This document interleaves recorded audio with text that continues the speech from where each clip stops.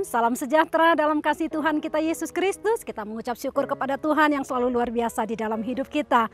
Pagi ini kita mau merenungkan kebenaran firman Tuhan, apa yang Tuhan mau sampaikan bagi setiap kita.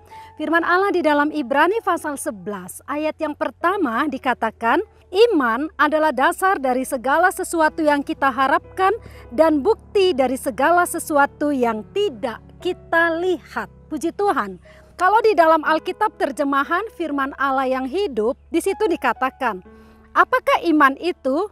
Iman ialah keyakinan bahwa apa yang kita inginkan akan terlaksana. Iman ialah kepastian bahwa yang kita harapkan sudah menantikan kita, walaupun hal itu belum dapat kita lihat sekarang. Di sini dikatakan bahwa iman adalah keyakinan. Suatu kepastian bahwa apa yang kita harapkan sudah menantikan kita sekalipun hal itu belum kita lihat. Berarti saudara-saudara, berarti sekalipun apa yang kita harapkan itu belum ada di depan mata, ya. Belum kita lihat, tetapi kalau kita percaya bahwa hal itu pasti terjadi, maka semuanya akan terjadi sesuai dengan iman kita. Betapa besarnya ya peranan iman itu. Iman dapat mengerjakan dari yang tidak ada menjadi ada. Puji Tuhan, betapa luar biasanya iman itu bekerja di dalam kehidupan orang percaya. Puji Tuhan. Di dalam Alkitab ada diceritakan tentang seorang wanita. Wanita ini sudah 12 tahun sakit pendarahan ya saudara. Dia sudah berobat ke sana kemari. Bahkan dikatakan uangnya sudah habis. Harta bendanya sudah habis untuk biaya perobatannya.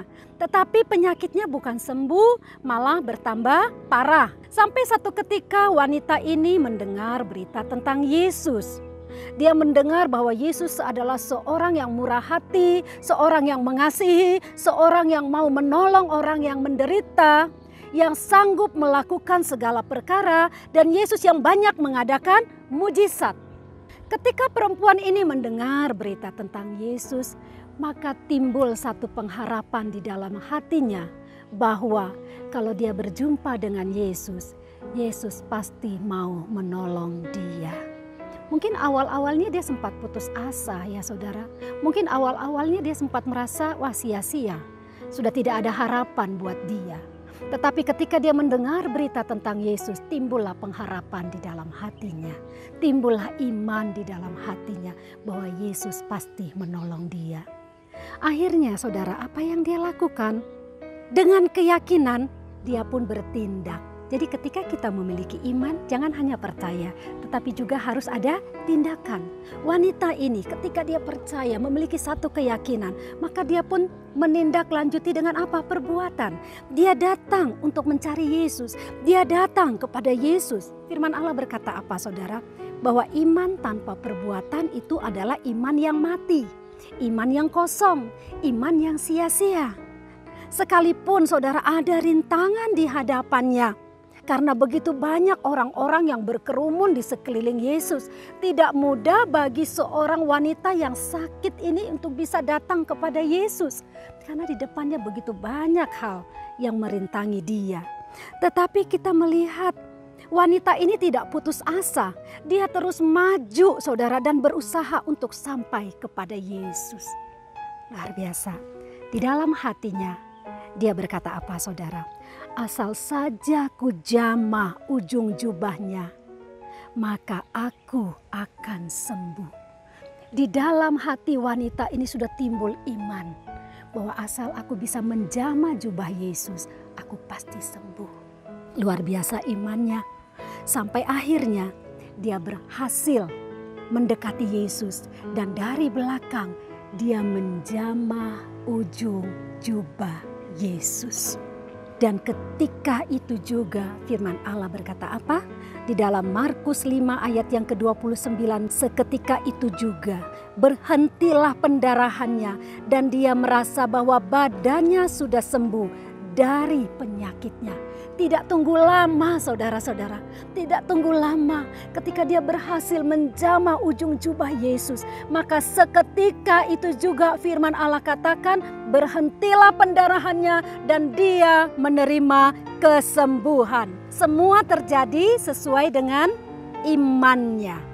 Saudara, dari wanita ini kita bisa belajar ya. Kita dapat belajar agar kita senantiasa percaya kepada Yesus, jangan pernah goyah di dalam hidup kita. Ketika kita percaya kepada Yesus, yakinkanlah bahwa Yesus itu Allah yang sanggup, Allah yang mampu, tidak ada yang mustahil bagi Dia. Dia mau menolong setiap orang yang datang kepadanya. Jangan goyah meskipun ada rintangan, tetapi tetap berusaha, maka Tuhan pasti menolong. Mungkin hari-hari ini ada di antara saudara-saudara yang mengalami pergumulan. Mungkin pergumulan itu tentang sakit penyakit mungkin ya, sudah berobat tetapi belum sembuh-sembuh juga. Atau saudara bergumul, berdoa untuk keluarga, untuk pasanganmu, untuk suami, untuk istri, atau untuk anak-anak, bergumul untuk pendidikan mereka, untuk masa depan mereka. Saudara bergumul, ada pergumulan di dalam hidupmu tentang hubunganmu dengan sesamamu juga, saudara-saudara. Tentang pekerjaan atau banyak pergumulan-pergumulan lainnya di dalam hidup kita. Dimanapun saudara berada pada pagi ini dan mendengarkan firman Tuhan ini, itu bukan kebetulan. Tuhan mau menolong saudara. Dia mau memulihkan keadaanmu. Dia mau mengangkat engkau dari keterpurukanmu. Dia mau mengangkat engkau dari kelemahanmu, dari kehancuranmu, dan dari ketidakberdayaanmu. Seperti wanita ini, dia sudah habis-habisan. Tetapi ketika dia berjumpa dengan Yesus, dia terima kelepasan. Pagi ini firman Allah sudah disampaikan, bukalah hatimu dan imanilah bahwa Allah kita adalah Allah yang tidak berubah. Allah yang kita sembah adalah Allah yang hidup, yang tidak pernah biarkan kita bergumul seorang diri. Oleh karena itu, milikilah iman yang teguh hanya kepada Tuhan. Karena dengan iman yang teguh, kita pasti terima pertolongan Allah. Saya mau mengakhiri renungan ini dengan kesaksian.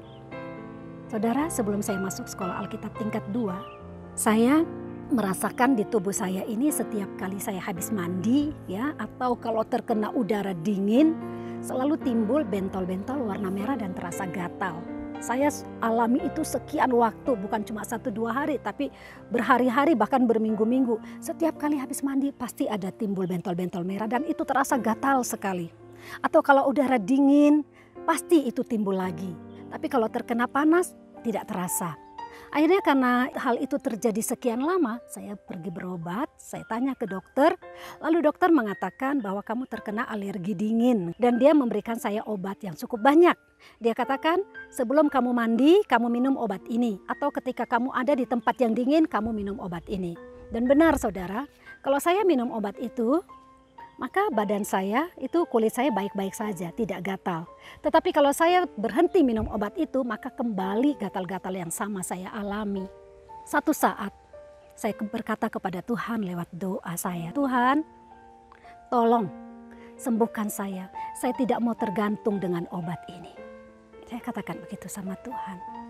Dan setelah saya berkata seperti itu, walaupun saat itu gatal-gatal di tubuh saya masih terasa, saudara, saya mengambil keputusan untuk menghentikan minum obat itu. Saya tidak mau minum. Tidak berapa lama kemudian saya berangkat ke sekolah Alkitab. Ketika saya berangkat ke sekolah Alkitab, obat-obat itu masih ada, tapi saya tinggalkan. Saya tidak mau bawa ketika saya masuk sekolah Alkitab, saya tinggalkan itu di rumah. Di Batu itu udaranya dingin ya, pada waktu itu airnya juga sangat dingin. Saya berkata, Tuhan saya tidak mau terikat dengan obat-obat ini dan saya tinggalkan. Saya berangkat ke sekolah Alkitab. Tuhan itu adalah Allah yang luar biasa, saudara. Dia menolong kita sesuai dengan waktunya Dia. Ketika saya ada di sekolah Alkitab, disitulah saya alami mujizat Tuhan. Tuhan sembuhkan saya sehingga dengan pertolongan Tuhan sekalipun saya harus mandi dengan air yang dingin ya saudara. Tubuh saya sehat. Kulit saya pulih saudara-saudara. Sekalipun di sekolah Alkitab waktu itu udaranya sangat dingin. Saya tidak merasakan gatal-gatal lagi di tubuh saya. Saya tahu semua itu karena kemurahan Tuhan. Saudara, ketika kita percaya, firman Allah katakan bahwa mujizat itu nyata. Tidak ada yang terlalu sukar bagi Allah kita, tetapi yang Allah mau, adakah iman di dalam hati kita kepada Dia? Ketika kita mendengar firman, katakanlah, Tuhan, biarlah firman-Mu menumbuhkan imanku dan menguatkan imanku untuk semakin teguh kepada Engkau. Puji Tuhan, saudara-saudara yang diberkati oleh Tuhan, tidak ada yang mustahil bagi Allah kita. Firman Allah berkata bahwa orang benar akan hidup oleh iman. Dan ketika kita percaya, mujizat itu nyata. Tuhan Yesus memberkati. Bapa yang baik, di dalam nama Tuhan Yesus Kristus, kami mengucap syukur kepadamu. Kami sudah mendengarkan firman-Mu pada pagi hari ini. Biarlah firman yang kami dengarkan itu terus menumbuhkan iman kami dan terus menguatkan kami kepada Engkau. Bahwa Allah yang kami sembah adalah Allah yang hidup, Allah yang mengasihi kami, Allah yang sanggup menolong kami. Apapun yang kami alami di dalam hidup kami, tidak ada yang mustahil ketika kami datang kepada Tuhan. Di dalam Tuhan ada jawaban, di dalam Tuhan ada pertolongan, dan mujizat pasti terjadi bagi setiap orang yang percaya kepadamu. Hamba sudah berhenti berkata-kata, tapi biar firman-Mu yang sudah keluar ini dapat bekerja di dalam setiap hati yang mendengarkannya, dan itu menguatkan iman kami kepada Tuhan. Terima kasih Tuhan, dimanapun umat Tuhan berada hari ini, Engkau melawati mereka dalam pekerjaan, dalam pendidikan, dalam kehidupan keseharian, dalam pergaulan mereka. Jadikan umat-Mu kuat dan menjadi berkat dimanapun berada, sehingga hanya nama Tuhan yang selalu dipermuliakan. Apa yang dikerjakan berhasil Tuhan. Terima kasih karena kami tahu pertolongan kami hanya datang dari Allah. Terima kasih buat hari ini, terima kasih buat berkat Tuhan yang Tuhan sudah sediakan di dalam kehidupan kami. Kami tidak akan pernah kekurangan satupun yang terbaik dari Bapa. Dalam nama Tuhan Yesus Kristus kami berdoa dan mengucap syukur. Haleluya. Amin.